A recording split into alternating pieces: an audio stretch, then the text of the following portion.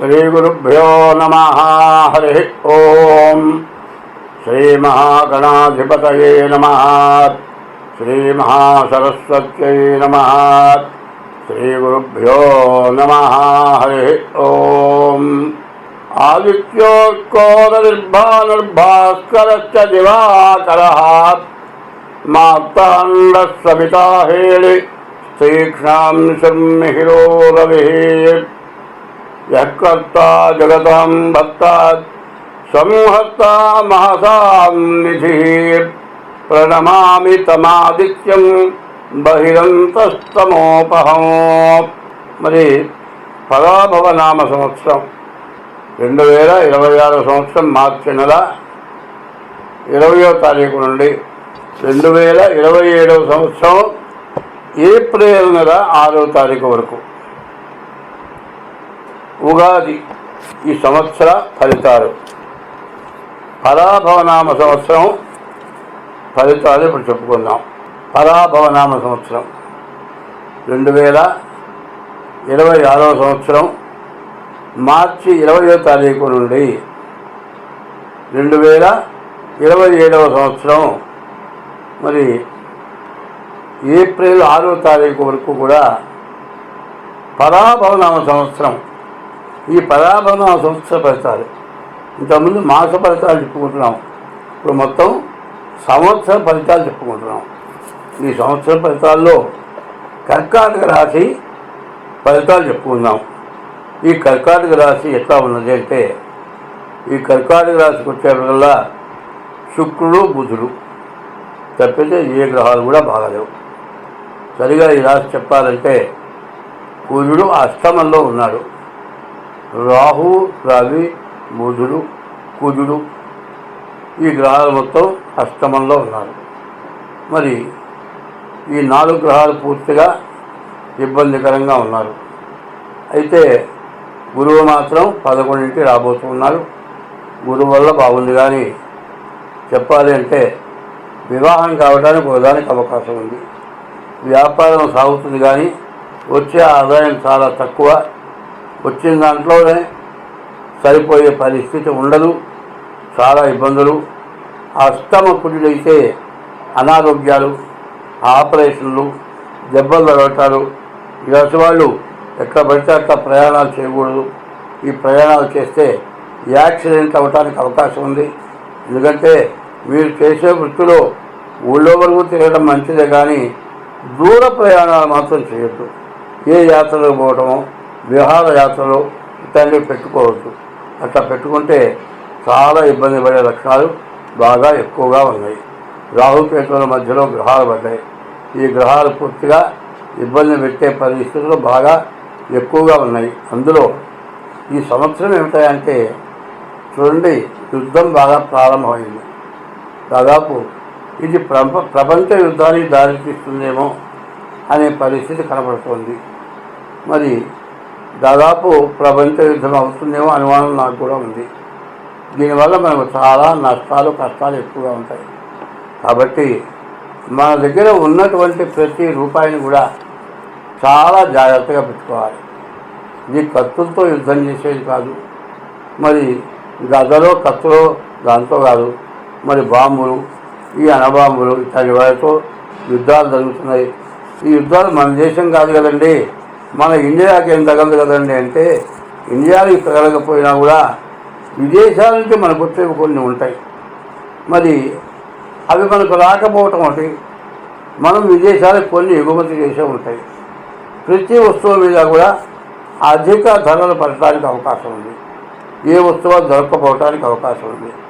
ఎందుకంటే ఈ బాంబులు వేయటం చేత మరి ఎప్పుడు కూడా ప్రకృతి అనేది విషపూరితం అయిపోతుంది.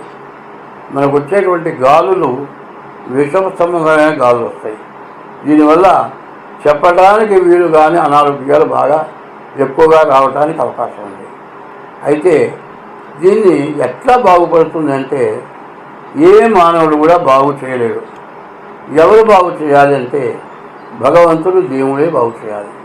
ఎప్పుడు కూడా ప్రతి వ్యక్తి కూడా, మన హిందూ మతం ఎట్లాంటిదంటే అనాది మతం. ఈ మతం యొక్క స్వభావం ఏమిటంటే ఈ మన శరీరంలో ఉన్న జీవుడే దేవుడు, వేరే దేవుడు లేడు. మన హృదయమే లోపల దేవుడు ఉన్నాడు. దేవాలయ ప్రోక్తో జీవో దేహ సనాతన చర్యేది అజ్ఞాన నిర్మాల్యం సోహం భావేని పూజయత్తు. మన యొక్క మతం ఏమిటంటే ప్రతి జీవాత్మలో పరమాత్మ. అది మరి ఈ జీవాత్మ, ఈ జీవం పోతే పోయినట్టే. మనిషి బతుకున్నంతకాలం శివం, ప్రాణం పోతే శవం అన్నారు. శవం కదులుతుంది, శవం కదలదు. ఇట్లాంటిది ఉంటుంది. కాబట్టి జీవాత్మ పరమాత్మని చెప్పుకుంది. కాబట్టి 84 లక్షల జీవరాశులు కూడా జీవాత్మ ఉన్నది. కాబట్టి చెట్ల దగ్గర నుంచి మరి ఏ జీవరాశి, పాము కావచ్చు, తేలు కావచ్చు, పులి కావచ్చు, సింహం కావచ్చు, ఏ జీవరాశిని హింస పెట్టకూడదు, చంపకూడదు అనేదే మన మతం. మన నుంచి ఎవరికి అపకారం జరగకూడదు అనేది మన మతం. కానీ ఇప్పుడున్న పరిస్థితి ఏమిటంటే మన దగ్గర లేనిది ఏదన్నా ఉంటే అవతల వాళ్ళని కొట్టి తెచ్చుకుందాం. ఏ రకంగానైనా సరే వాళ్ళు ఏమైనా అయిపోయి వాళ్ళ దగ్గర మనం తెచ్చుకుందాం అని మన దేశం అంటే కొన్ని దేశాలు అట్లా ఉన్నాయి. కానీ అది చూసిన తర్వాత మనలో కూడా కొంత అటువంటి అవగాహన వస్తుంది.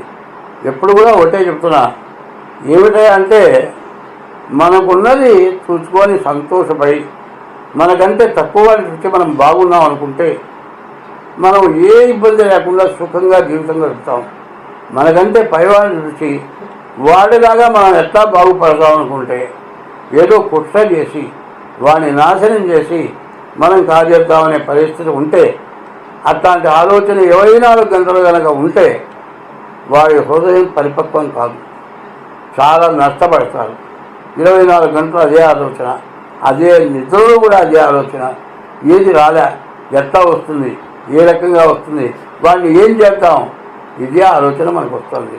మన యొక్క మతం యొక్క స్వభావం ఏంటంటే శత్రువునైనా సరే మన ఇంటికి శత్రువు ఏదైనా మన గడపలోకి వస్తే వాటికి కాస్త మంచిని ఇచ్చి వారికి ఏం కావాలో ఇచ్చి పంపించడమే మన ధర్మం, మన మతం యొక్క ధర్మం. శత్రువునైనా సరే ఉపకారికి ఉపకారము, నెపమన్నక చేయవాడు నేర్పని స్మృతి. అపకారికి ఉపకారము, నెపమన్నక చేయవాడు నేర్పని స్మృతి. ఉపకారికి ఉపకారము అది చేయడం గొప్ప కాదు, అపకారికి ఉపకారం. అపకారికి ఉపకారం అని అపకారం చేసినవాడు వాడు చెడిపోయి వాడు అన్ని విధాలు నష్టపడి తినటానికి లేక మనకు అపకారం చేసి మన దగ్గర దోచుకొని పోయి మనని కష్టపెట్టినా కూడా మళ్ళీ మనం కోలుకొని బతుకుతున్నాం. కానీ మనకు అపకారం చేసినవాడు మన ఇంటికి వస్తే వాడికి అంత నమ్మెత్తి వాడిని ప్రేమగా చూస్తే అది గొప్ప. దానివల్ల ఎంతో ఆనందం ఉంటుంది. మంచి చేసిన దానికి ఆనందం ఉంటుంది, చెడు చేసిన దానికి దుఃఖం ఉంటుంది. కాబట్టి మన యొక్క స్వభావం అది. కాబట్టి మనం ఇప్పటికైనా అదే పద్ధతుల్లో ప్రవర్తించడమే కాకుండా ఎప్పుడు కూడా మన యొక్క జాతకం ద్వారా ఎట్లా ఉందో చూసుకోవటం ఒకటి. రెండోది, మనం ఎప్పుడు కూడా ఇష్టదైవాన్ని పూజించడం. రెండు, తల్లిదండ్రులకి అన్నం పెట్టడం, తల్లిదండ్రులకి ప్రేమగా చూడటం. భార్యని హింస పెట్టకూడదు. ఇంటికి లక్ష్మి భార్య, భార్యని బాధ పెట్టకూడదు. పరా ఇంటి నుంచి ఆమె మెచ్యూర్ కాగానే, యుక్త వయసులో కానీ మన ఇంటికి వచ్చేస్తుంది. మరి ఆమె వచ్చేదంతా 20, 22, 23 ఏళ్ళ కల్లా మన ఇంటికి వస్తుంది. తల్లిదండ్రులను అందరినీ, అన్నదమ్ములను అందరినీ వదులుకొని మన ఇంటికి వస్తుంది. మరి తల్లిదండ్రుల కంటే ఎక్కువగా, అన్నదమ్ముల కంటే ఎక్కువగా మనం ఆమెను చూసుకోవాలి భార్యని. అట్లా చూడటమే కాక ఆమె ఆనందంగా సంతోషంగా ఉండేట్లుగా చేస్తే తల్లిదండ్రులు, భార్య సంతోషంగా ఉంటాం. ఇతరులతో శత్రుత్వం పెట్టుకోకుండా ఉండటం. అట్లా చేస్తూ ఉండేవాళ్ళకి ఎన్ని రకాల కష్టాలు వచ్చినా తట్టుకుంటారు. దైవాన్ని, ఇష్టదైవాన్ని పూజించడం అవసరం. ఇవన్నీ కాకుండా మీ డేట్ ఆఫ్ బర్త్ ద్వారా మీ జాతకాన్ని చూపించుకుంటే అన్ని విధాలా బాగుంటుంది. డేట్ ఆఫ్ బర్త్ ద్వారా చూపించుకొని మీ దోషాలు ఏమున్నాయో వారికి తగిన ఉపశాంతి తప్పనిసరిగా చేసుకోవడం చాలా మంచిది. స్వస్తి.